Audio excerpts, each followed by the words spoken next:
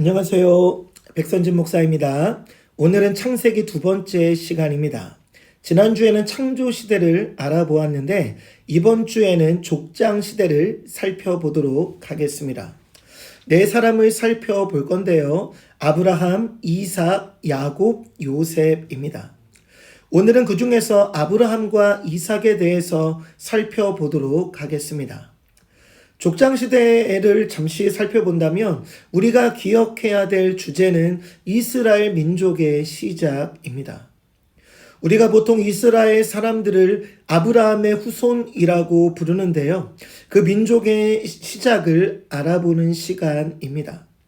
그 시대의 연대를 우리가 잠시 살펴본다면 아브라함의 아버지 데라가 죽었던 주전 2090년으로부터 요셉이 죽은 주전 1804년까지의 기간을 족장 시대다라고 합니다. 장소는 하란으로부터 가나안, 그리고 가나안으로부터 애굽으로 그 장소가 바뀌는 것을 볼 수 있습니다.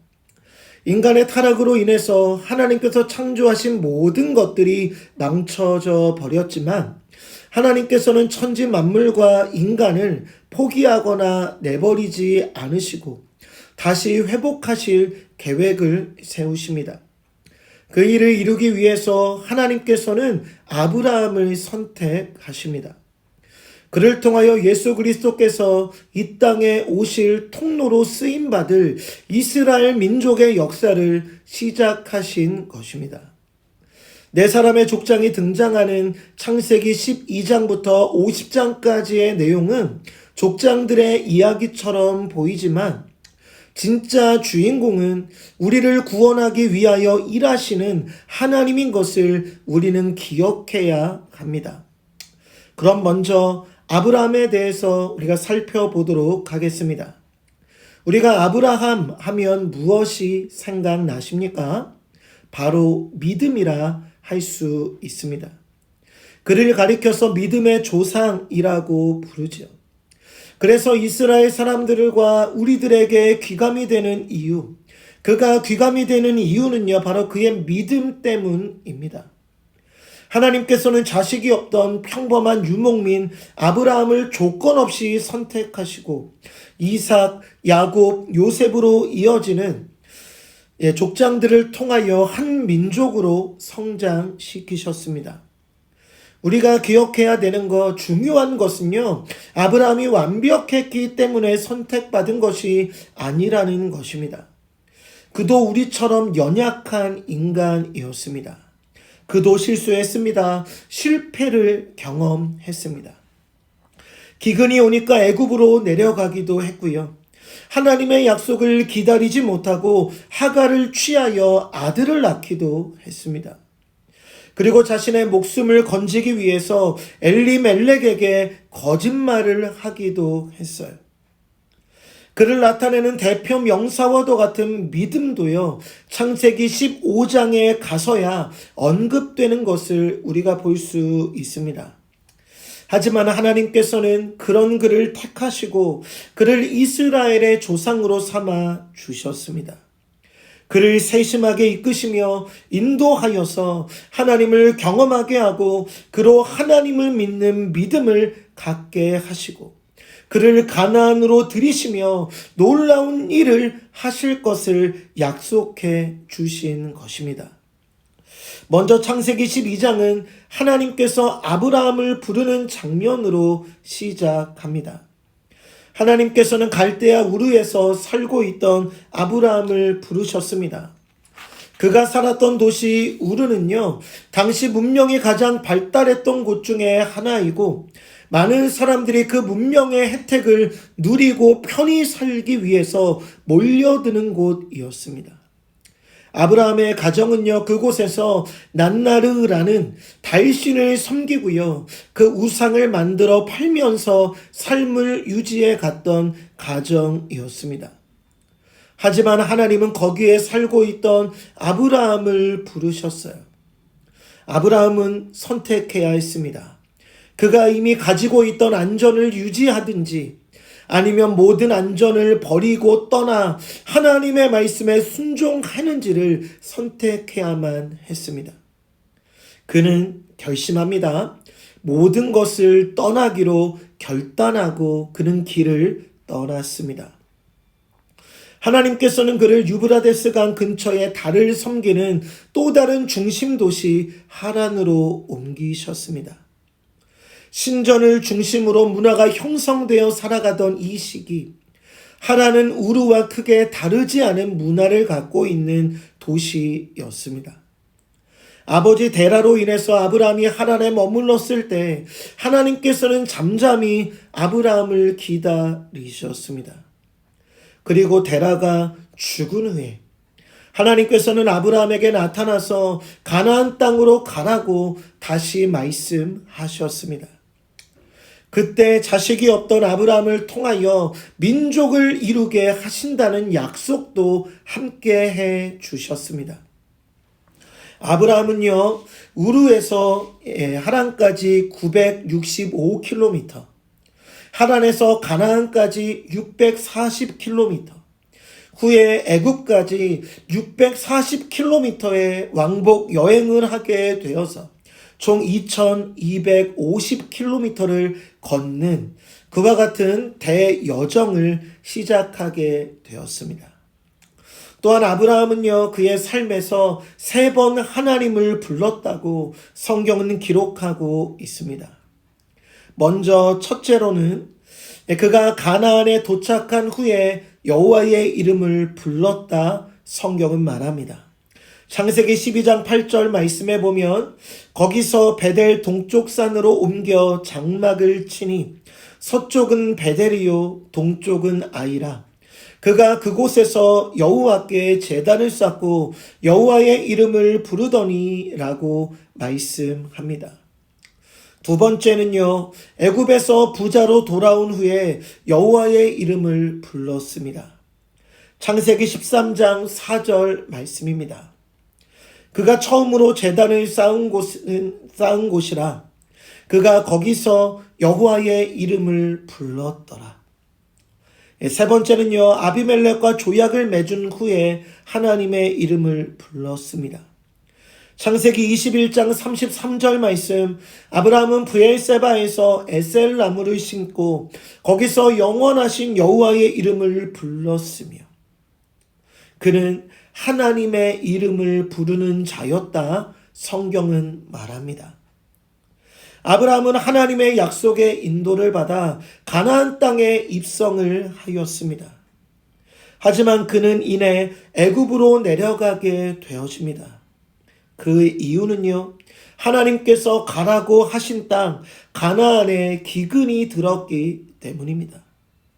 가나안 땅은 기근이 들면 물을 구할 수 없어 식물이 자라지 못하고요. 그러면 가축도 키울 수 없는, 목축도 할 수 없는 곳입니다. 그러니까 아브라함은 나일강이 흘러서 식물이 풍성한, 먹을 것이 넉넉한 애굽으로 내려간 것입니다. 그곳에 내려간 아브라함은 그의 아내 사레로 인하여 목숨이 위협받게 되어질까 두려워서 부분적인 진리를 말했습니다. 그의 아내를 아내라고 부르지 못하고요, 그의 아내를 누이라고 속인 것입니다. 사라는 그의 아내이면서 이복 누이이기도 했습니다. 그가 그의 아내를 여동생이라고 불렀던 이유는요, 하나님께서 어떤 환경에서도 그를 보호하실 것이라고 하는 분명한 믿음이 없었기 때문입니다. 그런 믿음이 연약한 아브라함이었지만 하나님께서는 그를 애굽 왕의 손에서 지켜주셔서 그의 아내를 지키시고 심지어 그에게 양과 소, 노비와 암수 나귀와 낙타를 얻어 부자가 되어 집으로 돌아오게 하셨습니다. 그는 부자가 되었습니다. 족장 시대에서 가축은 부의 근원으로 보았습니다. 그래서 많은 학자들이 욥기를 족장 시대에 있던 문서로 보는 것입니다. 13장에 들어서는 아브라함이 그의 조카 롯과 분가를 하게 되어집니다. 가축이 많아지니까 아브라함과 롯의 목자들이 다툼을 하게 되었습니다. 같이 살 수 없게 된 것입니다. 그들은 그래서 분가하기로 결정합니다. 이때 연장자였던 아브라함은 먼저 선택할 수 있었음에도 그의 조카 롯에게 선택권을 양보합니다. 이때 롯은 어떤 선택을 하게 되어집니까? 창세기 13장 10절 말씀입니다.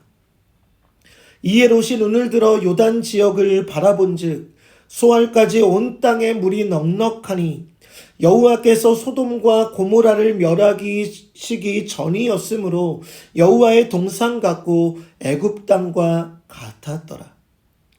롯은 자신의 눈을 들어 그 땅들을 판단하고 그 판단에 의한 결정을 하며 땅을 선택하였습니다. 반면 아브라함은요, 어떻게 합니까?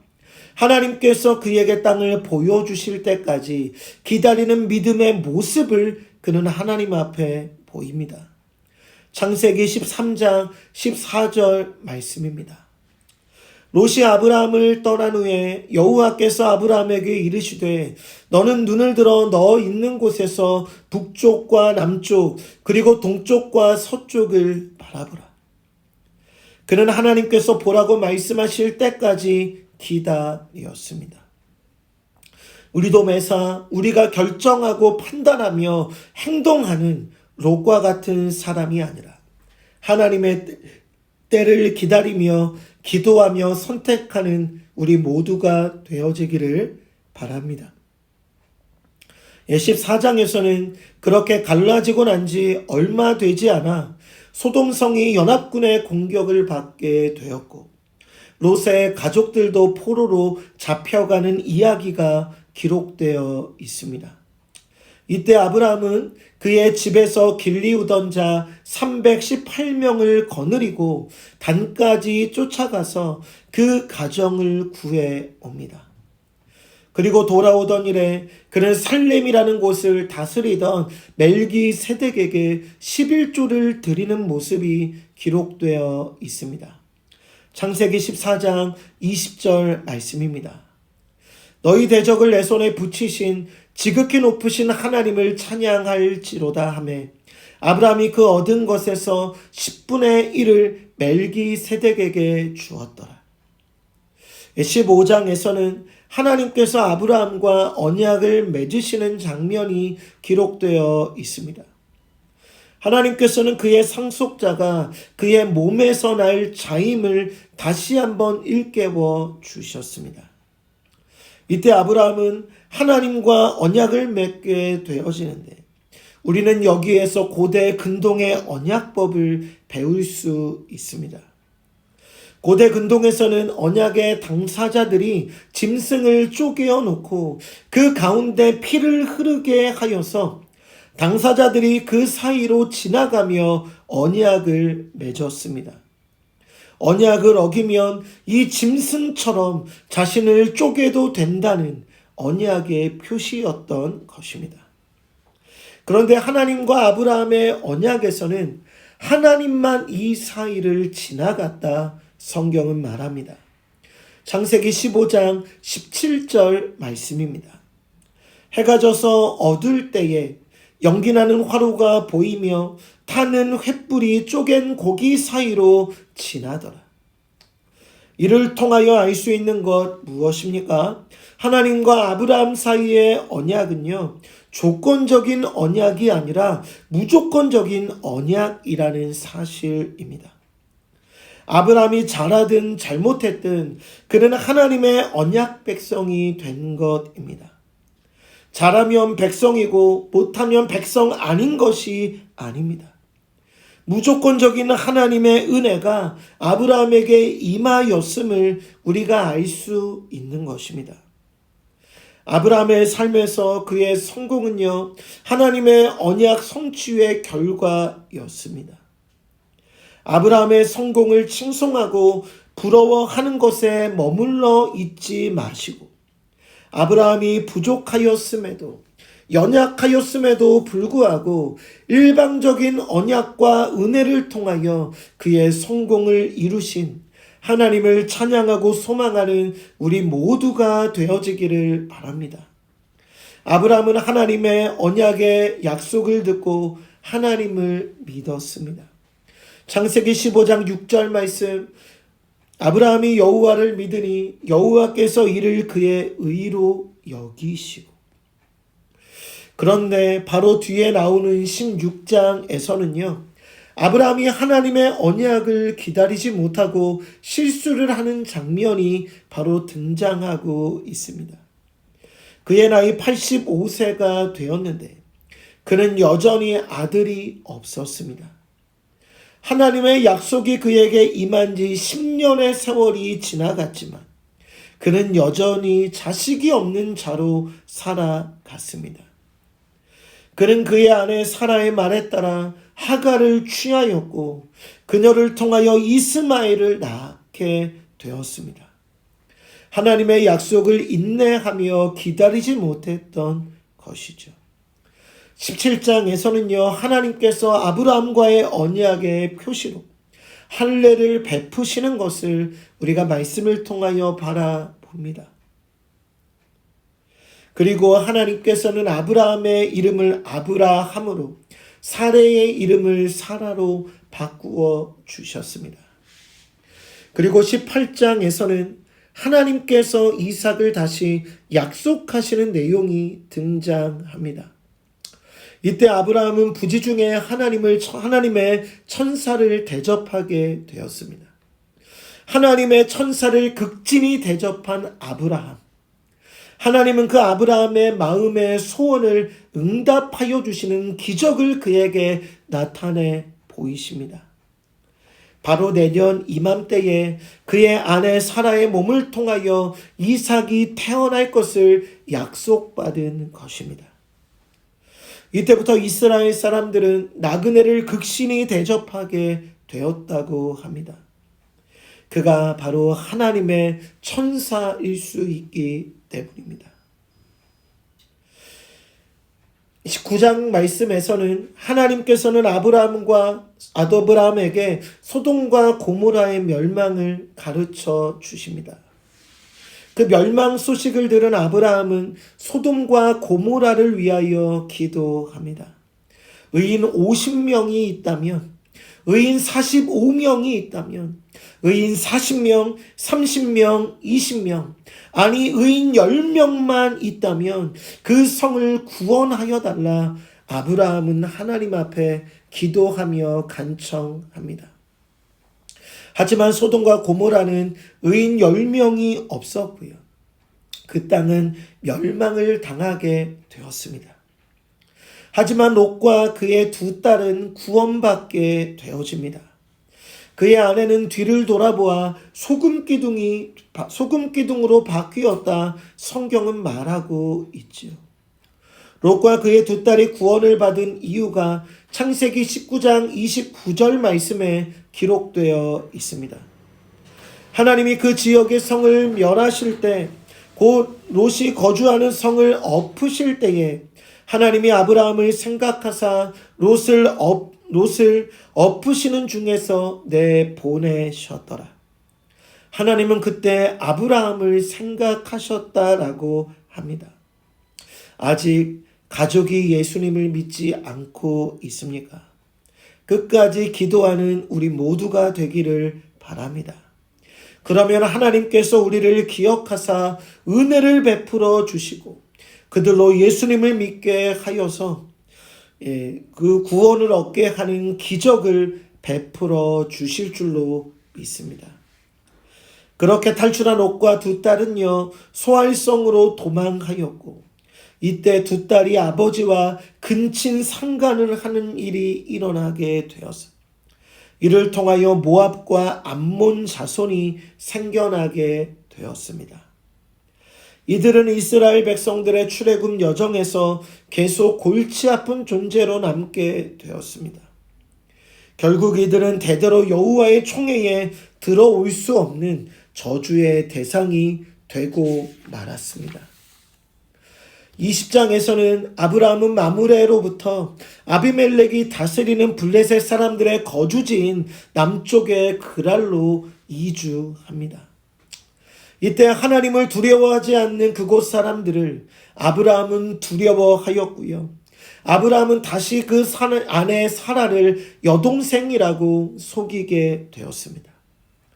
이때 하나님께서는 블레셋 여인들의 태문을 닫아 버리셨어요. 하지만 아브라함이 그들을 위하여 기도할 때 다시 회복되는 역사가 일어나게 하셨습니다.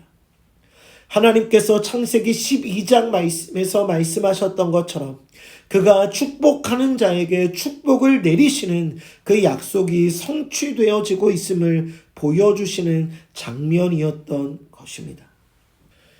21장에서는 드디어 약속의 아들 이삭이 태어났습니다. 75세의 약속을 받고 100세에 낳았으니 25년이나 기다린 아들입니다. 아브라함의 가정은 이삭의 탄생으로 인해 이스마엘과 분쟁이 생길 수밖에 없었습니다. 이스마엘은 동생 이삭을 놀렸고요. 이로 인해 하갈과 이스마엘이 내쫓김을 당하게 되었습니다. 하나님께서는 더 큰 가정의 불화를 막기 위해서 아브라함에게 하갈과 이스마엘이 네게브 광야로 떠나가도록 허락하라 명령하셨습니다. 아브라함의 상속자는 이삭임을 다시 한번 일깨워 주신 것입니다. 이때 이스마엘의 나이 12에서 15세쯤 되었던 때입니다. 광야로 떠나서 목마름에 죽어가던 하갈과 이스마엘, 하나님께서는 찾아가 만나 주셨고요. 먹을 것과 마실 물을 그들에게 허락해 주십니다. 그리고 이스마엘도 큰 민족을 이룰 것을 약속하여 주셨습니다. 22장에서는 그렇게 화목하게 지내게 된 아브라함의 가정에 하나님께서 시험을 허락하시는 장면이 기록되어 있습니다. 어찌 보면 이삭은 하나님께서 이 세상을 구원하기 위한 통로로 주신 하나님의 약속의 아들이었습니다. 그런데 하나님께서는 그와는 상반되는 요구를 하고 계십니다. 그의 아들 이삭을 번제물로 바치라는 것이지요. 하나님께서 왜 이삭을 드리라고 요구하셨던 것입니까? 인신 제사를 받길 원하시기 때문입니까?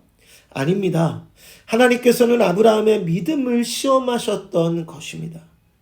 100세에 낳은 아들이었기에 얼마나 귀했고 사랑스러웠을까요? 하지만 하나님보다 더 사랑하면 우상이 되기에 그렇게 해서는 안 되는 것입니다. 하나님께서는 그것을 확인하고 싶어 하셨던 것입니다.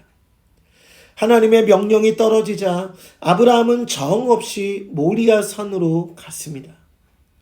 아브라함은 요구사항 자체에 집중했던 것이 아니라 요구하신 분이 누구인지에 더욱더 집중했습니다.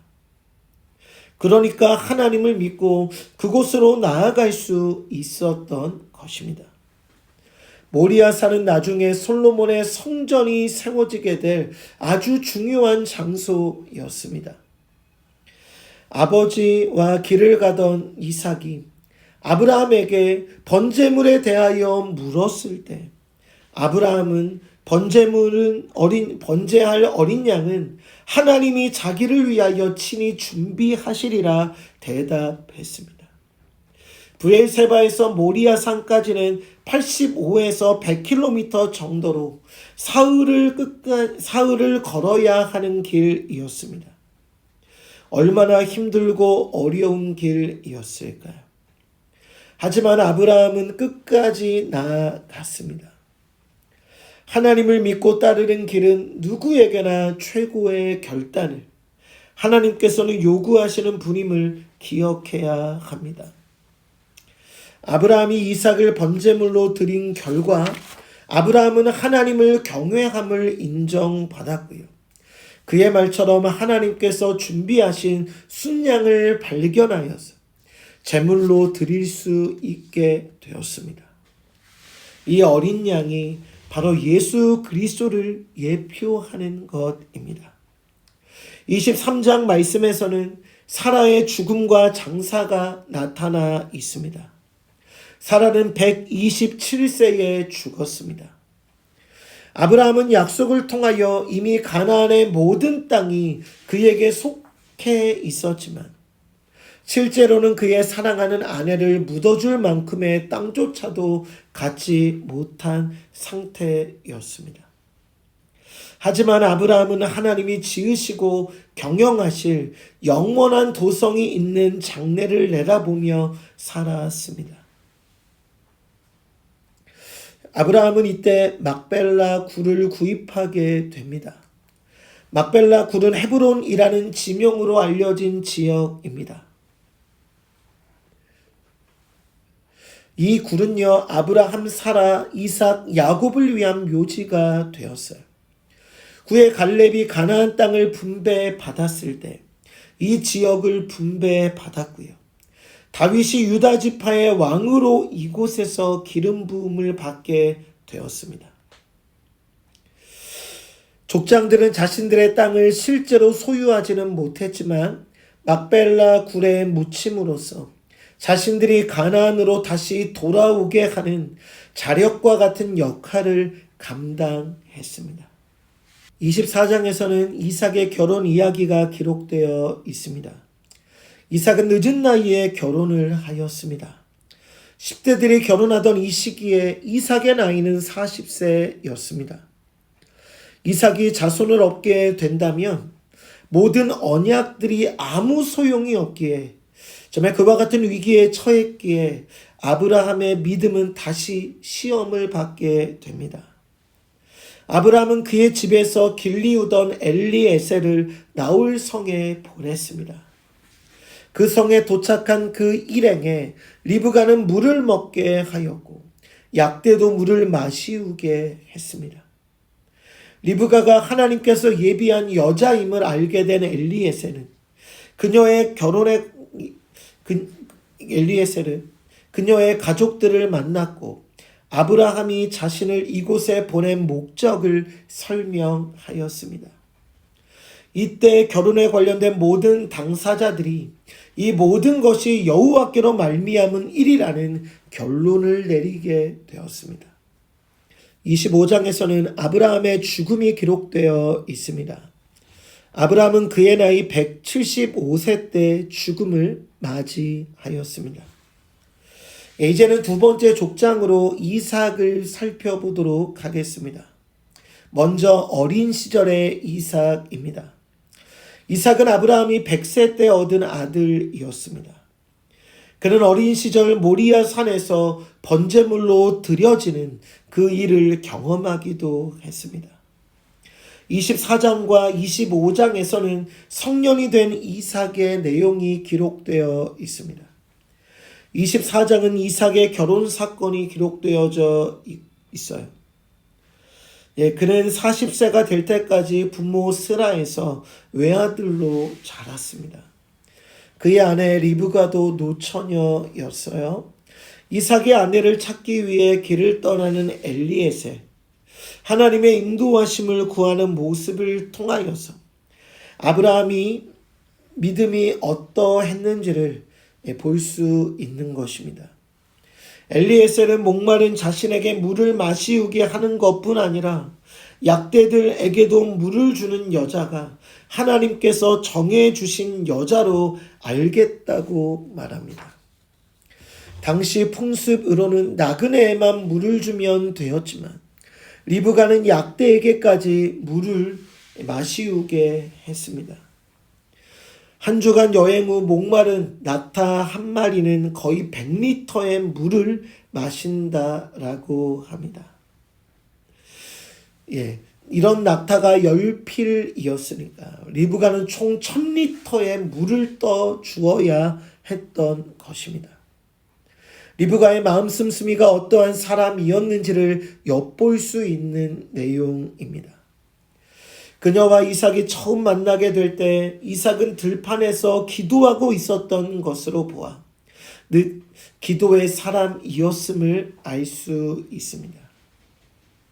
늦은 나이에 결혼한 이삭 부부는 자식을 기다리는 동안 아브라함처럼 다른 대안을 찾지 않았습니다. 그리고 하나님의 은혜로 에서와 야곱이 태어났습니다. 이때 이삭은 에서를, 리브가는 야곱을 아끼는 가정 내의 편애가 나타나기 시작합니다. 하나님께서는 둘째가 이들이 태중에 있을 때 야곱이 택하신 아들임을 알게 하였지만 이삭은 에서가 만들어주는 별미에 빠져 이 사실을 잃어버렸습니다. 하지만 리브가는 심중에 이 말을 기억하고 있었습니다. 25장에서는 사냥터에서 배고픔에 빠져온 에서가 야곱에게 장자권을 팔아 넘기는 내용이 기록되어 있습니다. 장자는 아버지 재산 중 3분의 1을 물려받을 수 있는 권리가 있었습니다. 그런데 에서는 이것을 잠시의 배고픔보다 못하게 여겨서 이를 야곱에 팔아버리는 어리석음을 보여주고 있는 것입니다. 26장에서는 청년의 이삭이 기록되어져 있습니다. 하나님께서 원래 아브라함과 언약을 맺으신 목적은 아브라함만 잘 되는 것이 아니라 아브라함으로 인해 땅의 모든 족속이 복을 받는 데 있었습니다. 이삭도 그 약속을 계승한 자였어요. 이삭도 아버지처럼 블레셋 아비멜렉에게 그의 아내를 누이라 속였습니다. 하지만 하나님께서 리브가를 지켜주세요. 또한 이삭이 번성하자 블레셋 사람들이 그를 시기하여 우물을 막으며 방해하였지만 하나님께서는 그들과 함께하여 주셔서 그들에게 축복하시는 증거들, 그 증거들이 많이 나타나게 하셨고 그 증거들이 보여지자 블레셋 사람들이 이삭과 사귀기로 하는 장면이 기록되어 있습니다. 우리 삶에서도 하나님께 함께 하시는 축복의 증거들이 많이 나타나기를 바랍니다. 26장에서는 에서의 결혼이 기록되어져 있는데 가나안의 여자를 아내로 맞이하는 그의 모습을 통하여 그에게 장자의 자질이 없음을 성경은 우리에게 보여주고 있는 것입니다. 27장부터 35장까지는 노년의 이삭이 기록되어 있습니다. 노년의 이삭은 리브가의 꾀에 속아 에서 대신에 야곱을 축복하게 됩니다. 이 꾀를 낸 리브가는 그 일의 결과로 다시는 야곱의 얼굴을 보지 못하고 생을 마감하게 되었습니다. 35장에서는 이삭의 죽음이 기록되어 있습니다. 이삭은 그의 나이 180세의 죽음을 맞이하게 됩니다. 이상으로 아브라함과 이삭에 대해서 살펴보았습니다. 다음 주에는 야곱과 요셉을 살펴보도록 하겠습니다. 그러면 한 주간 승리하고 다음 주에 또 만나 뵙도록 하겠습니다. 평안하길 바랍니다. 안녕.